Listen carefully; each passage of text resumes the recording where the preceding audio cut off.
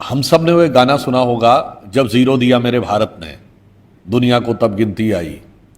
मगर ये फिल्म 1970 के आसपास की है और जब ये गाना बोला जाता है उससे पहले प्राण मनोज कुमार से कहते हैं, तुम्हारा मुल्क अगर 2 रोटी खाता है तो उसमें से 1 रोटी कर्जे की खाता है। What is the contribution of India? और फिर वो इंग्लिश में बोलते हैं, India's contribution to the world is 0, 0 and 0। और इसके बाद मनोज कुमार वह गीत प्रारंभ करते हैं, जब जीरो दिया मेरे भारत ने। यह था भारत आज से 50-55 साल पहले का। आज इंटरनेशनल मॉनेटरी फंड की चीफ क्रिस्टीना जॉर्जिवा ने पिछले साल स्टेटमेंट कि इस वर्ष भारत वर्ल्ड की ग्लोबल ग्रोथ में 15% कंट्रीब्यूट करके फास्टेस्ट ग्रोइंग इकोनॉमी नहीं होगा, वर्ल्ड के ग्लोबल ग्रोथ का इंजन बन के उभरेगा। और अभी मूडीज ने और जो अन्य संस्थाओं ने कहा है कि भारत अगले वर्ष 16% की दर के साथ विश्व की ग्रोथ में इंडियाज कंट्रीब्यूशन विल बी 16%। कहां था?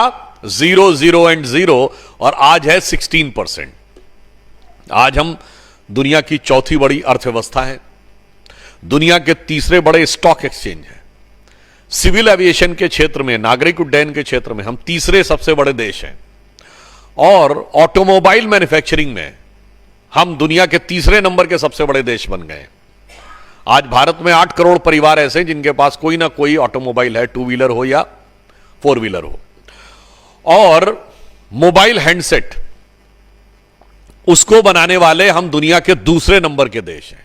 और वो भारत जिसके बारे में ये कहा जाता था कि ये तो कम समझदार हैं, टेक सेवी नहीं हैं, ज़्यादा जानकार नहीं हैं, तो ये डिजिटल आधुनिक टेक्नोलॉजी को अडॉप्ट कैसे कर पाएंगे। और ये किसी और ने नहीं कहा था, भारत की संसद में तत्कालीन वित्त मंत्री चिदम्बरम साहब का फ्लोर ऑफ द हाउस पर दिया गया बयान है।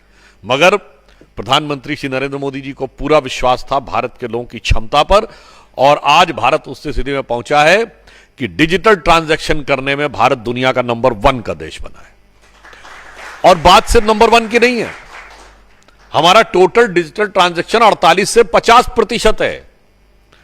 पूरी दुनिया के डिजिटल ट्रांजैक्शन का 48 से 50% भारत में होता है। अगर आप अमेरिका और चीन दोनों का मिला दें तो उससे ज्यादा अकेले भारत से होता है। यह भारत उभर कर सामने आया है। और इतना ही नहीं है, चांद के अछूते कोने दक्षिणी ध्रुव को पहुंचने वाला भारत दुनिया का पहला देश बना है।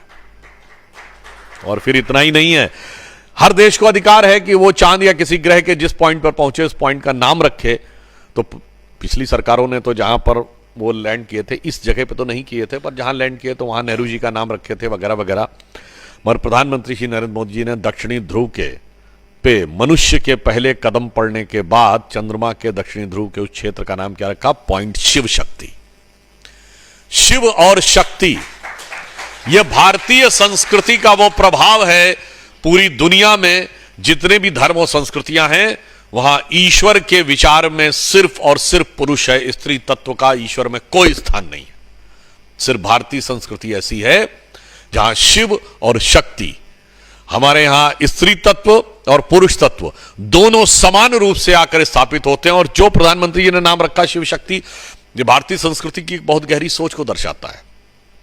कालिदास ने अपने प्रसिद्ध ग्रंथ रघुवंश के प्रथम श्लोक में लिखा है, वागार्थमि संपृक्तो वागार्थमि प्रतिपतये जगतः पितरो वंदे पार्वती परमेश्वरो। अर्थात भगवान शंकर में अर्धनारीश्वर का स्वरूप, सिर्फ भारतीय संस्कृति ऐसी है जहां ईश्वर अर्धनारीश्वर स्वरूप में भी है, वो मिलकर